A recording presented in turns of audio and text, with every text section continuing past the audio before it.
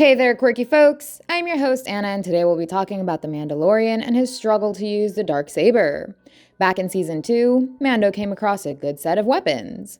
First, he got a Beskar spear, which he melted and got forged into a chainmail armor from Grogu. The Mandalorian wanted you to have this. But the second weapon was the Darksaber, which he accidentally got ownership of by besting Moff Gideon in a duel. And it is arguably the coolest looking weapon in the entire Star Wars franchise. Maybe Kylo Ren's crossguard lightsaber is, or Darth Maul's lightsaber was. But let's not talk about that right now. We're here to talk about the Darksaber, which gives its Mandalorian users a claim to rule over Mandalore, given that the user won it in a duel. And guess who has the claim right now? It's none other than Din frickin' Djarin. Ever since he got the saber, we were all excited to see him use it in battle. But when he showed up in the Book of Boba Fett, he totally struggled to use the weapon. He hurt himself with it and complained that the Darksaber kept getting heavier for him with every move. It gets heavier with each move. But before him, we saw Moff Gideon use it with ease when he fought Mando. He used it with a double grip, but we never saw the sword getting heavier for him. And even recently in The Mandalorian, Bo-Katan used the blade against the frightening crustacean cyborg Scavenger. She used it to perfection, facing no trouble in wielding it. So why is it that these guys can easily use the Darksaber, but Mando is facing such a difficulty? Well, part of the answer was revealed by the armorer when Mando was training with her. She said that he was fighting against the saber. He may be strong, but his mind was too distracted. Back then, we presumed that Mando was distracted because he missed Grogu.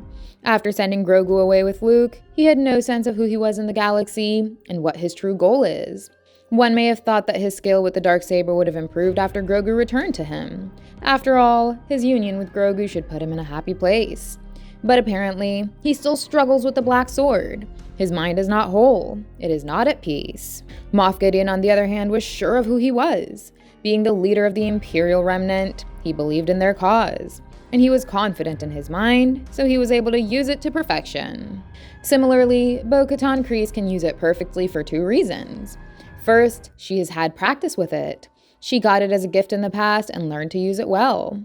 That's why she is next to unbeatable with the Darksaber. But the second and most important reason is that Bo-Katan possesses much greater confidence about her identity.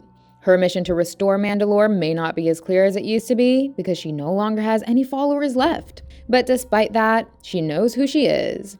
She is totally sure of herself. And that's why it is easy for her to use the sword. Even after saving Mando, she simply gave the saber back. It's in her code of honor that she won't fight an ally.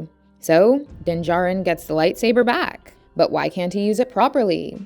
Why is his mind so distracted and conflicted? The answer to this question will be revealed throughout Season 3.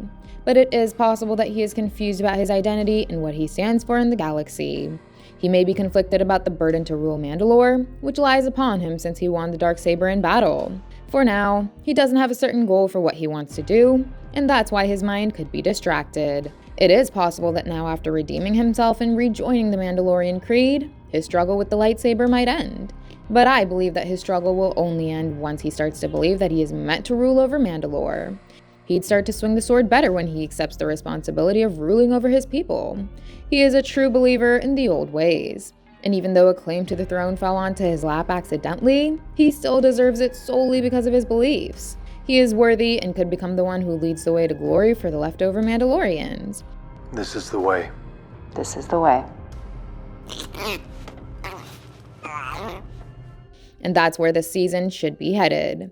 Mando will soon overcome the struggle of using the Darksaber, and we'd see him use the sword in all his glory. Okay, that's all for now. Are you excited to see Din Djarin sit on the Mandalorian throne? Let us know in the comments, and don't forget to hit those like and subscribe buttons. Thank you, and I'll see you in the next one.